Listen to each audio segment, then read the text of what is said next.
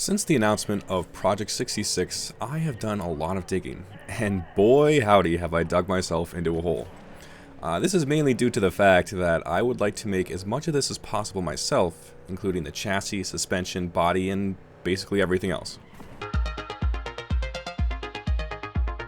I will be using SOLIDWORKS for this project as it is very powerful, easy to use, and has a lot of support. Also because Creo sucks. This is not an opinion, it is just a fact. And for those of you who've used it, my condolences. I have looked into using ANSYS for simulation, however it seems a personal license is very expensive, and the one thing I do not have right now is money. It would be great if ANSYS would sponsor me, but I have a feeling that that won't happen, at least not for now. So for simulation, I am planning to use tools inside of SOLIDWORKS, and from what I can tell, the structural simulation seems to be fairly accurate. An added benefit of using the simulation tools in SOLIDWORKS is that the process for design and simulation iterations will be quicker.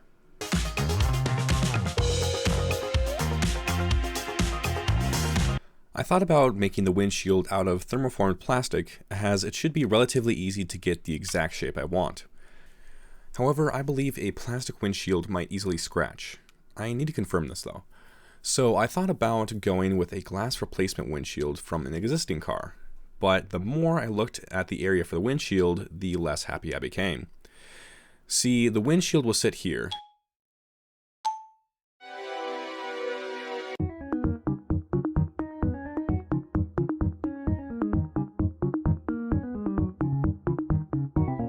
And there are these sections that jut into the windshield.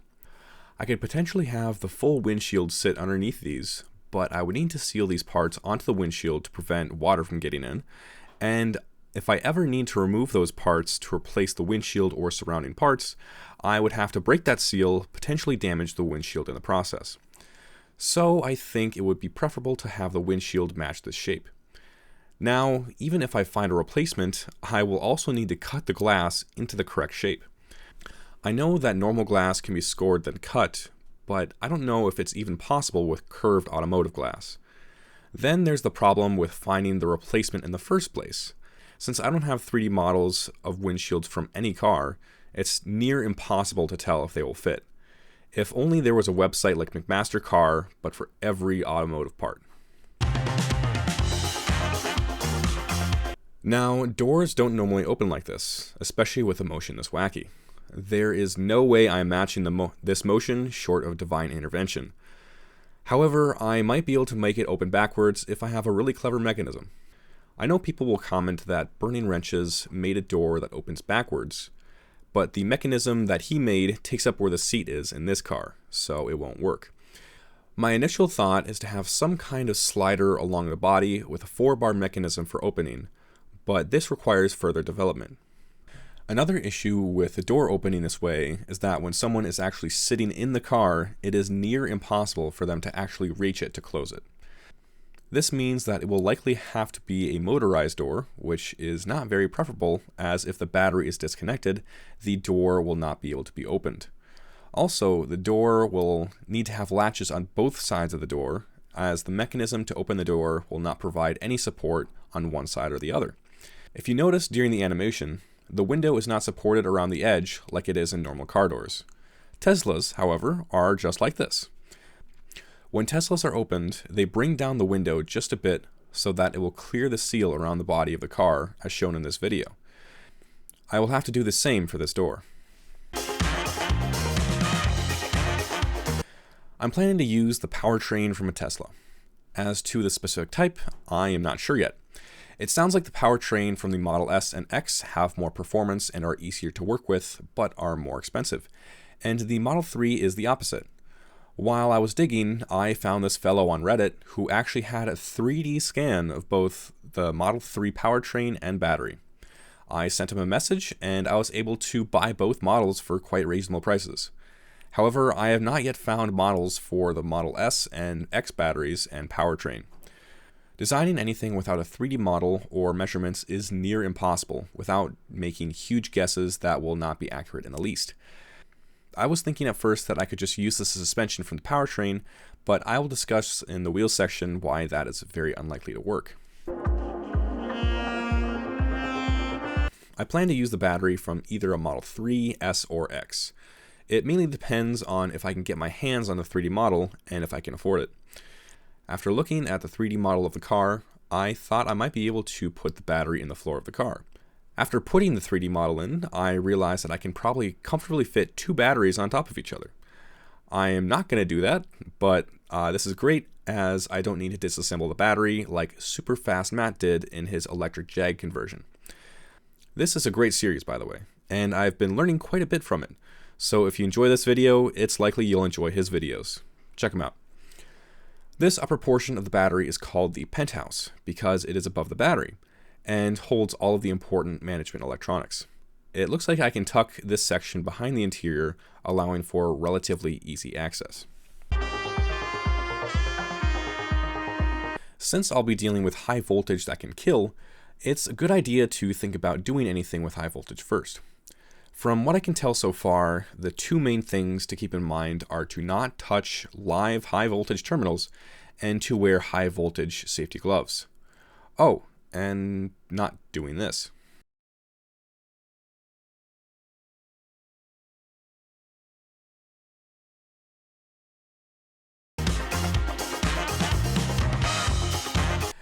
As you might be able to tell, this car does not have headlights.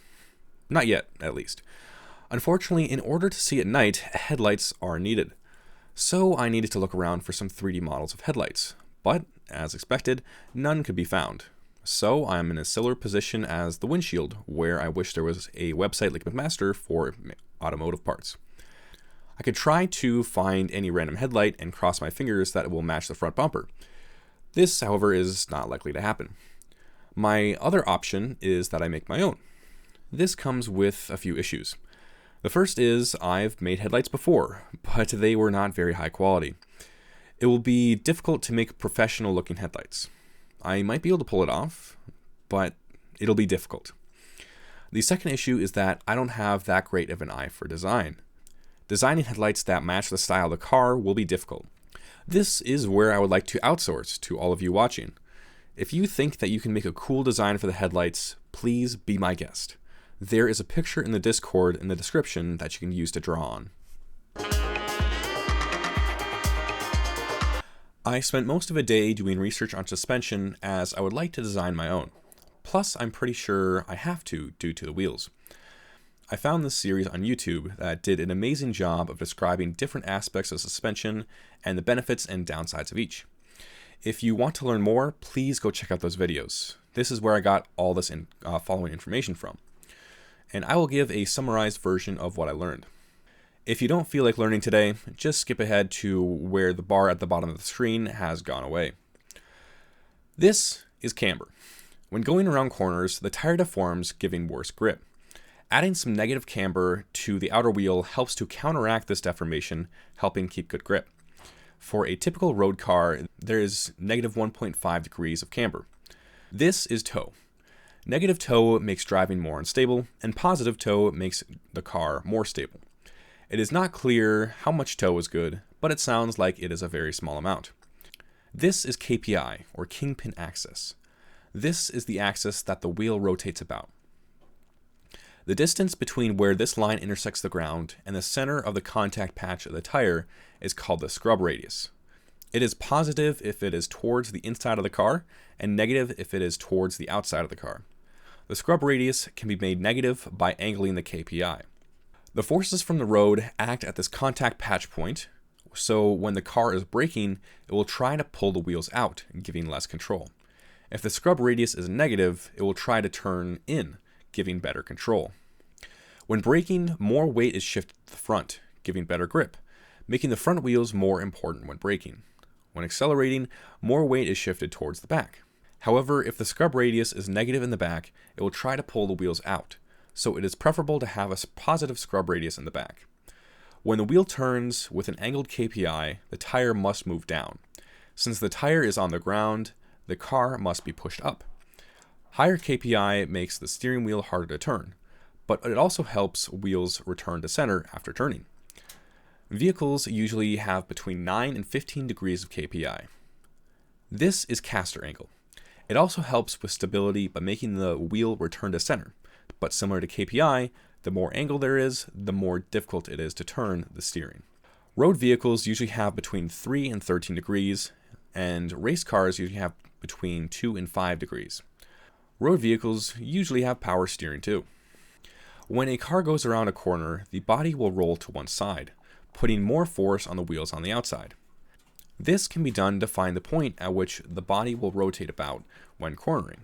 When cornering, the body is also lifted up, reducing the force on the tires, thus reducing grip and increasing the chance of sliding. The higher the roll center is, the higher the force is that will be lifting up on the car. For the front, the roll center is usually between 0 and 50 millimeters above the ground, and for the back it is usually between 50 and 100 millimeters off the ground. Why? No idea. When the car is braking, it pitches forward. This puts more weight on the front wheels. To help reduce this, the upper control arm can be tilted back to more directly counteract the forces from the body. A similar thing can be done on the back, but tilting it forward to help with acceleration. The steering arm should intersect at the same point as the two control arms, as this eliminates bump steer.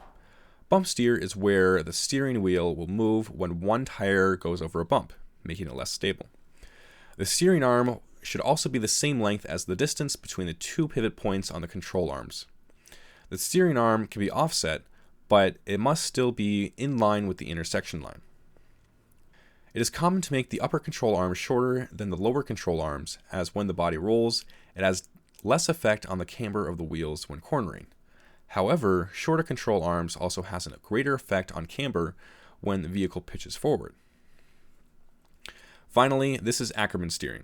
When turning, the inner wheel needs to turn more than the outer wheel, so that the car moves in a circle. To get Ackerman steering, a line needs to be drawn from the center of the rear axle to where the steering arm crosses the KPI, and the end of the steering arm needs to be placed on this line. Alright, that's enough learning for one day. And after learning all this, I had a few main questions. Mainly, how could I quantify how good any given suspension was from things such as stability, how hard the steering would be to turn, and others. To try to answer these things, I turned to some textbooks on suspension for enlightenment. However, I quickly started to feel like I was attempting to read an enchanting table and getting just as much information out of it. I did, however, discover this little gem that made me chuckle when I read it in this voice. Man and cars. Cars are so vastly much more to us than simply an engineering artifact. For some, they are objects that engender passion. Objects to be revered, perhaps because of a fascination for the rich and varied range of different marks, each with their own personality. Or perhaps as racing thoroughbreds, in which rivals bitterly contest each race, with their hearts set on the checkered flag. For others, they are merely a utilitarian means to an end, that of transport. Everyone seems to have a view of some kind. So far, my attempts to quantify how good a given suspension is have been fruitless. If anyone watching knows a good resource that can help with this, please let me know. Getting more specific with the project, I'm going to do a double wishbone suspension as they are well understood, and I have the best chance of success with that. By the way, I haven't done any research on shocks, dampers, steering, or brakes yet. Just wait until I over-explain all of those things. Welcome to the other main thing that I've sunk time into over the past few days.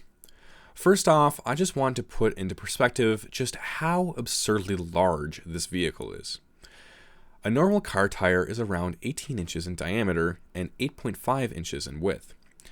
Then this is how big the tires are on this absolute monster. The tires are 33 inches in diameter. That's not all. The front wheel is 15 inches in width, almost the diameter of a normal tire, and the rear is 18 inches in width, which is the diameter of a normal tire. These absolute units of tires could eat normal tires for breakfast and still have room for more. Also, the inner diameter of the tire is 23 inches. I could try using normal car tires instead, but I think it would just look absolutely ridiculous. So I went on a search for these large lads.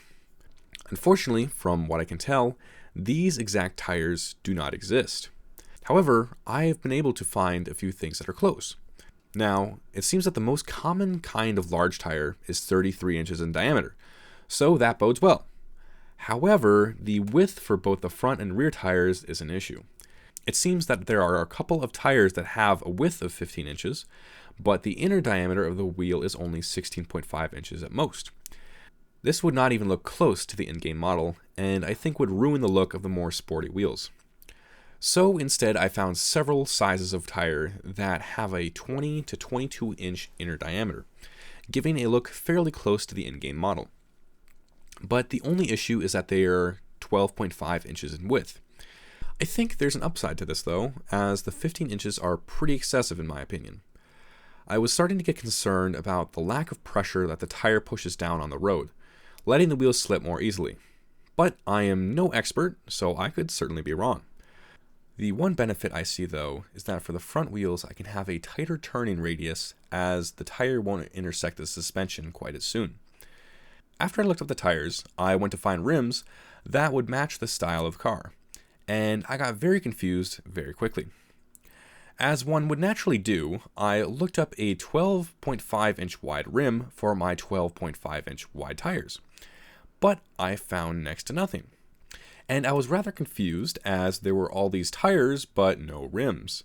After a few hours of banging my head against a wall, I discovered that the rims are undersized on the width to get a better bead and avoid losing pressure. From what I can tell, the ideal range for a rim with 12.5 inch wide tires is 8.5 inches to 11 inches. After that, I was able to find at least the right dimensions of rims. However, the style was another story. I took a screenshot of the rims on the car in-game and did a reverse image search. The closest I could find was these. Unfortunately, these are in Korea, and I don't read Korean. They are also not the right size. Then I found these. Thankfully, I can read English, but they're also not the right size. And they also cost more money than I currently own. I gave up trying to find them through image search and instead tried to get as close to the style while being the right size. I eventually found these, and the overall shape is kinda close. If I paint it similarly, I might have a decent approximation. However, I could deviate the design for this. I could instead put a rim with spokes, showing the brakes and custom suspension underneath. I think it would be cool to paint the brakes the same color as the mint accent color on the side of the car. I would make the rims white, obviously, but if this direction is something I go with, I would need to select a rim design that would fit the theme of the car. Now, in the game, the rear tires are wider than the front tires, but I don't think I will be able to find tires that are wider for the back while still having the same tread pattern, much less having rims in the same style. So I think I'm going to put the same size wheels in the back as the ones in the front. Now, basically every vehicle has the rear wheels in line with the front tires. However, if that is done here, it'll look pretty whack. So I'm going to bring the rear wheels out to look better. However, this is ridiculously wide, mainly because the body is a ridiculously wide boy. For reference, vehicles are usually around 73 inches wide. And this big chungus, on the other hand, is 99 inches wide. This is excessive. In order to bring the wheels in more and making the car narrower, I am going to make these black plastic add-on bits thinner. Hopefully this will make things not completely unreasonable.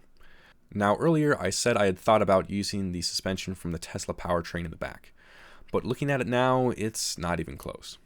I'll have to make my own suspension in the back too. That's all the updates I have so far on the project. Or, well, I guess I should say questions and problems. If any of you have suggestions or would like to help in any way, feel free to post a comment or join the Discord in the description. Finally, I wanted to let all of you know that it might be a bit for the next video, as I'll be flying out for a job interview and may have to move several states shortly after that. Don't worry though, I am already too invested to stop this project. And finally, I just wanted to say thank you to everyone who watched and commented on my first video on this channel. The video did way better than expected, and I had this giddy little feeling when the video was popping off. And I know this is cliche as hell, but if you really want to support this project and help it succeed, please like and subscribe. I currently get $0 from these videos, as YouTube says I need to have 1,000 subs and 4,000 public watch hours to make anything. Currently, everything goes directly to YouTube. If I pass this threshold in the future, what I make off these videos will go directly into the project, and I imagine I will still need to pay a vast majority of it from my own pocket. But I just want to say thank you all again, and with that, I'll see you all again soon. And thank you very much for watching.